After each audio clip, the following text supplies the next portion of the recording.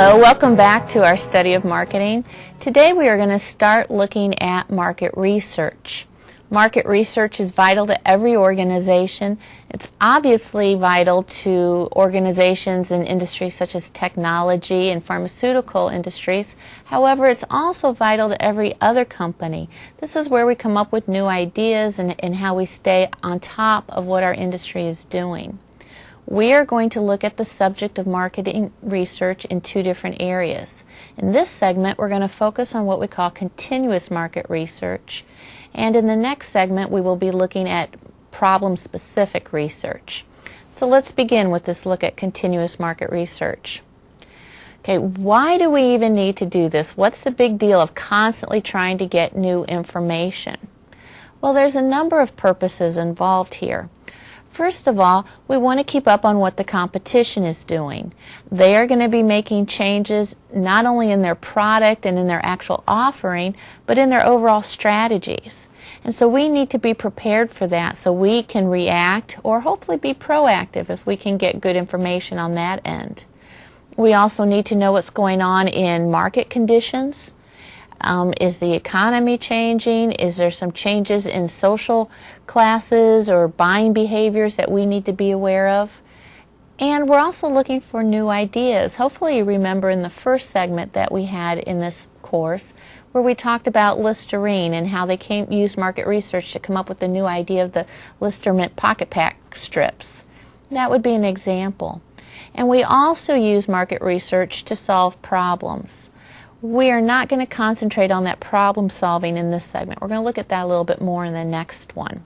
What we're going to look at today is some different types, some different things we use to continuously collect market research information. We are going to look at market information systems, marketing decision support systems, and then something that is called data mining. And we're going to look at each of these individually. So let's go ahead and start looking at marketing information systems. Marketing information systems are internal systems. It's what we use within our own organization, trying to get information that's going to help us address those issues that we just talked about, looking at the competitive information, getting new product ideas, etc. Okay. This involves the use of a marketing intelligence system. Now, I know these terms are starting to sound a lot alike, but the intelligence system is a way of gathering information. For example, we may have software that is designed to look through various websites and publications from various authors and publishers looking for keywords. For example, it may be programmed to look for anything that's available on the internet that has our name in it, our competitor's name, maybe our product name if it's kind of a unique product, but it's constantly looking and sorting through trying to find information for us. Okay. Part of our marketing information system is the actual research that we do ourselves. We may go online to do some of this research. We may talk to customers, clients, suppliers, but again, trying to get new information and bring it into our organization.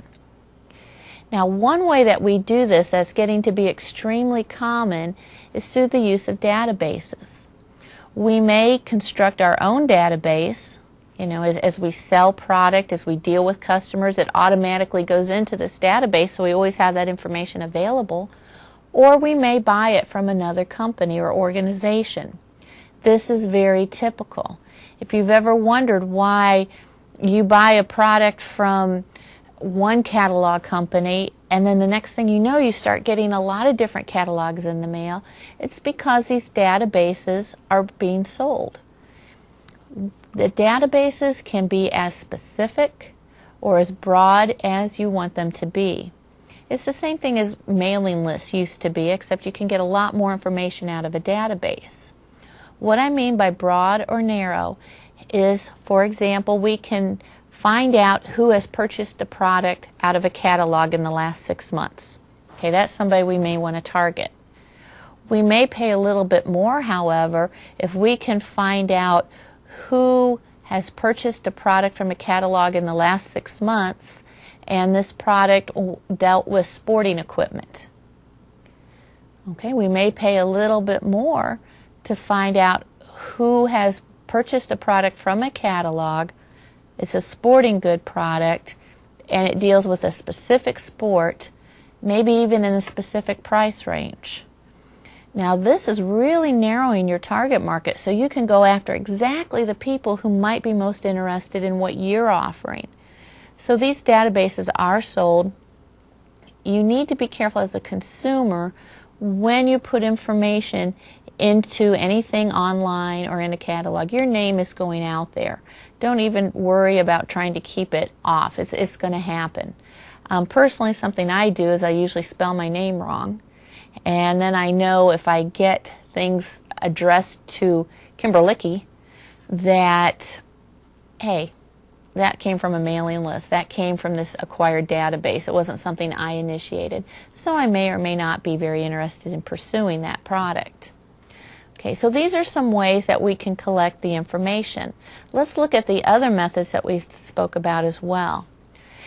An MDSS stands for Marketing Decision Support System. And this is an enhancement over what we have just been talking about. It's an enhancement over just plain databases, over the intelligence gathering systems. What this does is takes the information, analyzes it, and tries to make some recommendations. It's to help with the decision-making process, as the name implies. It has a lot of value. It can be based upon what's been successful in the past, but you want to be careful too, because usually where a company gets their competitive advantage is by doing something unique, something different, something out of the ordinary. And if you're going with a program software, there can be some problems because the recommendations are not going to be unique. Everybody would be getting those same recommendations. So they're good tools, but you need to be a little cautious in how you actually use it. The other aspect we wanted to look at is data mining. And data mining means we're going through our databases and really exploring it and analyzing it and taking it apart and looking for specific strategies we can use. Your book discussed these 4 that I have listed up here, and I will just briefly highlight them as well. We may use data mining to acquire new customers. For example, if we look through and see, you know what, the customers that are most likely to buy our product are women in a certain age group in a certain area of town, and here's what they like to buy. Well, we get that from our database. So we may send out flyers to targeting women in that area code advertising this certain product, trying to acquire more customers. We may want to send out coupons or some kind of reward to current customers as a form of retention and loyalty. And believe it or not, we may want to abandon some customers. Some customers are very expensive to deal with. We may actually lose money in dealing with them. They may return a lot of product, cause a lot of problems. We don't want to say, okay, this is a group, they're not allowed to buy our product anymore. But we could definitely say, okay, we don't want to target these people. If they come in and they're customers, that's fine. We'll treat them like everybody else. But we're not going to target them. And the last thing listed up here is market basket analysis. And by doing this, we find out what kind of people are most likely to buy what kind of products, and we try to look for some relationships so we know who to target more for specific product promotions. Okay, so let me try and sum this up for you.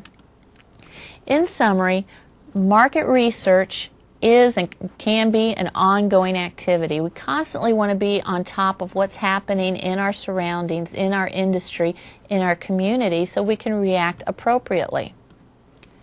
Now, there will be internal and external hurdles to get over. We may have trouble getting information internally and externally, and research is expensive, so there may be people within the organization who don't want us to do it. However, it is well worth the investment. I'll see you next time.